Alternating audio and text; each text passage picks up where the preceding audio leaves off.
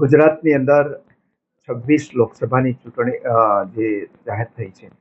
એની સાથે 5 વિધાનસભાની ચૂંટણીની પણ ચૂંટણી પંચે જાહેરાત કરી હતી. એ સંદર્ભે આજે જે 5 વિધાનસભા બેઠકો હતી એના ઉમેદવાર ભારતીય જનતા પાર્ટીએ જાહેર કર્યા અને એમાં મને પોરબંદરના ઉમેદવાર તરીકે ભારતીય જનતા પાર્ટીએ પસંદગી કરી છે. એ માટે હું કેન્દ્રીય નેતૃત્વ, ખાસ કરીને યશસ્વી વડાપ્રધાન નરેન્દ્રભાઈનો અને આપણા મજબૂત ગૃહમંત્રી શ્રી અમિતભાઈ, રાષ્ટ્રીય અધ્યક્ષ શ્રી જેપી નડ્ડાજી,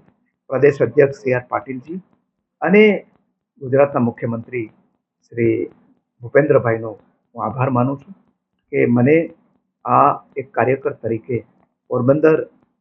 જે વિધાનસભાની બેઠક છે એના માટે મને ટિકિટ ફાળવી. અને હું નેતૃત્વને ખાતરી આપવા માંગુ છું કે જે રીતે ભારતીય જનતા પાર્ટીના નેતૃત્વએ મારા ઉપર વિશ્વાસ મૂક્યો છે, એ એના કરતાં પણ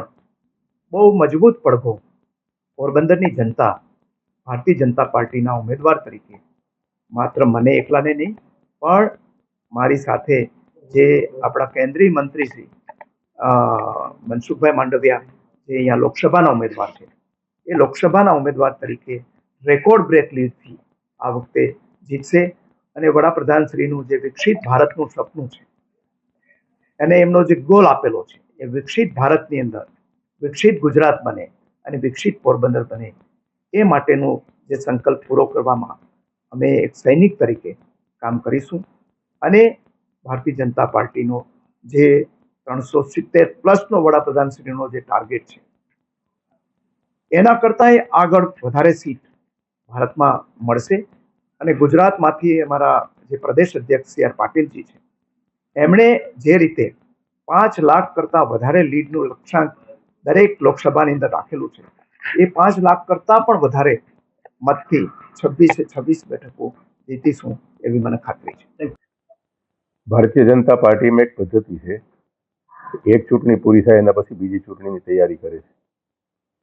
અમારે જ્યારે ધારાસભાની ચૂંટણી પૂરી થઈ એના પછી અમે લોકસભાની ચૂંટણીની તૈયારીઓ કરી લીધેલી અને હવે જ્યારે અર્જુનભાઈ ત્યાં રાજીનામું આપીને ભારતીય જનતા પાર્ટીમાં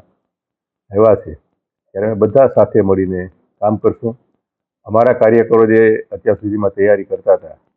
મેં એની રાજીનામું એના પછી અમારે અહીંયા સંગઠન લેવલે અર્જુનભાઈ સાથે એના આગેવાનો સાથે મિટિંગો પણ થઈ ગઈ છે અને એના જે કાર્યકરો હોય એને પણ ગામડાઓની અંદર, શહેરના વોર્ડમાં, બૂથમાં એ બધાનું આયોજન અમે કરી દીધેલું છે અને બધા અમે સાથે રહીને રેકોર્ડ બ્રેક સાથે અમે આ ચૂંટણી છે એ લીડ સાથે જીતશું. ત્યાં રાજકારણમાં તો આજે નહીં, આ રાજકારણમાં વર્ષોથી હું માનું છું કે રાજ્ય સત્તા બની ત્યારે પોતપોતાના દલમાં એક વખત સામસામે હોય, પછી બધા સમાધાનો થઈ જાય, પછી સાથે મળીને કામ કરે છે. રાજાશાહીમાં પણ આ રીતે હતું અને લોકશાહીમાં પણ આ રીતે પદ્ધતિ છે. એ જ પદ્ધતિથી અમે બધા સાથે રહીને કામ કરીશું.